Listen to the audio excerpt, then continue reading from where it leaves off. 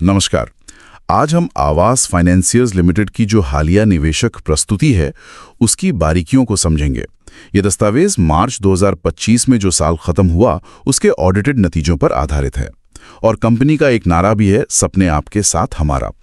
तो हमारा मकसद है कि इस प्रेजेंटेशन से समझें कि कंपनी का वित्तीय प्रदर्शन कैसा रहा, बिजनेस के मुख्य पहलू क्या हैं और आगे की क्या योजनाएं हैं। तो चलिए शुरू करते हैं। सबसे पहले प्रदर्शन कैसा रहा। FY25 में कंपनी ने अच्छी बढ़ोतरी दिखाई है लगता है। हाँ बिल्कुल, आंकड़े देखें तो काफी ठोस लगते हैं। जैसे एसेट्स अंडर मैनेजमेंट यानी AUM वो 18% बढ़कर 202 मिलियन हो गया है। 18%? ये तो काफी अच्छी ग्रोथ है। जी हाँ, और जो टैक्स के बाद का मुनाफा है पैट वो भी 17% बढ़ा है, 5,743 मिलियन रुपए। और डिसबर्समेंट मतलब जो नए लोन बांटे गए वो भी 10% बढ़कर 61,230 मिलियन हुए। तो ये सब तो काफी सकारात्मक दिख रहा है, लेकिन क्या कोई ऐसी चीजें भी हैं जिन पर थोड़ी चिंता करनी चाहिए या ध्यान देना चाहिए? हाँ देखिए, दो बातें हैं जिन पर गौर करना जरूरी है। एक तो है नेट इंटरेस्ट मार्जिन NIM, मतलब कंपनी लोन पर कितना कमा रही है ब्याज से, उसमें हल्की सी गिरावट है। अच्छा, कितनी? वो 7.91% से घटकर 7.64% हो गया है। बहुत ज्यादा नहीं, पर गिरावट तो है।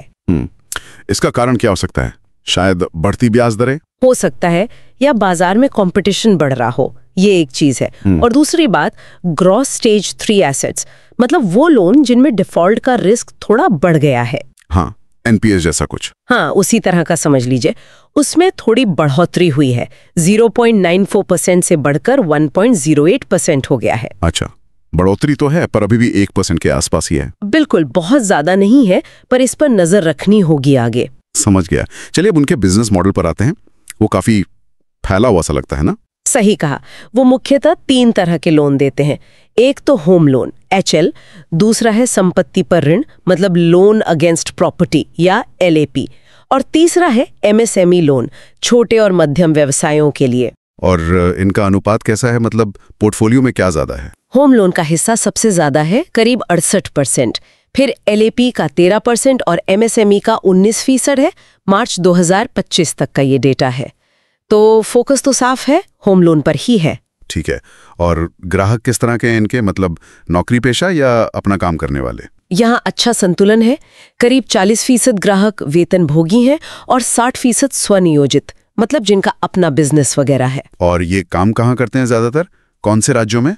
भौगोलिक रूप से देखें तो राजस्थान में इनका काफी बड़ा हिस्सा है, करीब 33%। 1/3 सिर्फ राजस्थान से? ये तो काफी ज्यादा कंसंट्रेशन है। हाँ है तो।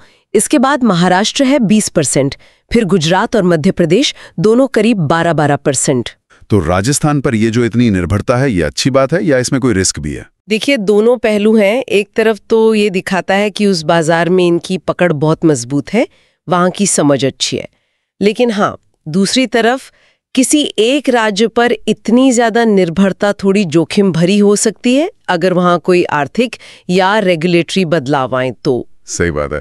अच्छा, इनका औसत लोन साइज कितना रहता है? वो करीब 0.97 मिलियन है, यानी 10 लाख से भी कम। ओहो, तो ये तो वाकई छोटे लोन पर फोकस कर रहे हैं। हाँ बिल्कुल, ये शायद उनका रिस्क कम करने का भी एक तरीका हो सकता है, और शायद असेवित बाजार तक पहुंचने का भी। और इतने छोटे लोन और इतने सारे ग्राहक संभालने के लिए टेक्नोलॉजी तो बहुत जरूरी होगी। बिल्कुल, और उन्होंने इस पर काफी जोर दिया भी है प्रेजेंटेशन में। उन्होंने एक नया लोन मैनेजमेंट सोल्यूशन LMS अपनाया है, क्लाउड पर आधारित ERP सिस्टम भी लागू किया है। अच्छा, और कुछ टेक्नोलॉजी से जुड़ा हुआ? एक दिलचस्प बात यह है कि उन्होंने बताया कि 21,000 से ज्यादा Gen AI बॉट कॉन्वर्सेशन हुई हैं और कागज का इस्तेमाल 53% कम कर दिया है। अरे वाह, GNI का इस्तेमाल, ये तो काफी एडवांस लग रहा है। इससे तो एफिशिएंसी बढ़ती होगी। हाँ, खासकर इस छोटे टिकट साइज वाले सेगमेंट में ये बहुत मददगार हो सकता है, लागत कम करने में, प्रोसेस तेज करने में। अब जरा फंडिंग की बात करते हैं। पैसा कहाँ से आता है इनके पास? क्या कुछ ही स्रोतों पर निर्भर हैं? नहीं, उनकी फंडिंग प्रोफाइल भी काफी विविध है, ये अच्छी बात है। उनके पास 34 अलग अलग ऋणदाता हैं और उन्होंने कमर्शियल पेपर से कोई पैसा नहीं उठाया जो शॉर्ट टर्म होता है। ये स्थिरता दिखाता है। और बड़े निवेशक कौन है? प्रमुख निवेशकों में CVC कैपिटल है, जिनका करीब 22.5% हिस्सा है, केदारा कैपिटल का 16% है और पार्टनर्स ग्रुप का लगभग 11%। तो बड़े नाम जुड़े हैं। और लिक्विडिटी कैसी है, मतलब नकदी कितनी है हाथ में? उनके पास करीब 33,449 मिलियन रुपए की पर्याप्त लिक्विडिटी है। ये किसी भी अचानक जरूरत के लिए काफी महत्वपूर्ण होता है। अच्छा, प्रेजेंटेशन में ESG का भी जिक्र था, पर्यावरण, सामाजिक और शासन।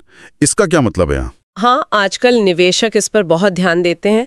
आवास ने बताया कि उन्होंने 300 एज सर्टिफाइड ग्रीन होम्स को फिनांस किया है। ये वो घर होते हैं जो एनर्जी और पानी बचाने के मानकों पर खरे उतरते हैं। ये तो अच्छी पहल है। और कुछ? हाँ, उन्होंने सरकारी अस्पतालों में 630 किलोवाट पीक के सोलर प्लांट भी लगाए हैं। और एक बाहरी एजेंसी है सस्टेनालिटिक्स, उसने इनकी ESG रिस्क रेटिंग भी सुधारी है। ये भी एक सकारात्मक बात है। और कंपनी को चलाने वाले लोग कौन है, मतलब लीडरशिप? बताया गया है कि बोर्ड और मैनेजमेंट टीम काफी अनुभवी है। फाइनेंस के अलग अलग क्षेत्रों में उनका काफी अनुभव रहा है। ठीक है, तो इन सब बातों को अगर समेटें तो क्या निष्कर्ष निकलता है? देखिए, सार यह है कि आवास फाइनेंशियर्स ने FY25 में मजबूत ग्रोथ दिखाई है। उनका बिजनेस मॉडल और फंडिंग दोनों विविध हैं। वे टेक्नोलॉजी को भी अपना रहे हैं। हाँ, ये सब तो पॉजिटिव है। बिल्कुल। हाँ, कुछ चीजें हैं जिन पर नजर रखनी होगी, जैसे निम में वो हल्की गिरावट और स्टेज 3 एसेट्स में वो मामूली बढ़ोतरी। ठीक है। पर कुल मिलाकर कंपनी लचीलापन दिखा रही है और लगातार आगे बढ़ रही है। सही। तो श्रोताओं के लिए एक सवाल छोड़ते हैं। ये देखते हुए कि आवास फाइनेंसियर्स छोटे लोन और कुछ खास राज्यों पर केंद्रित है, तो आने वाले समय में वो अपने रिस्क को मैनेज करते हुए उन बाजारों में अपनी पहुंच कैसे और बढ़ा सकते हैं जहां अभी बैंकिंग सेवाएं कम हैं। मतलब क्या नए तरीके अपना सकते हैं? इस पर सोचने लायक है।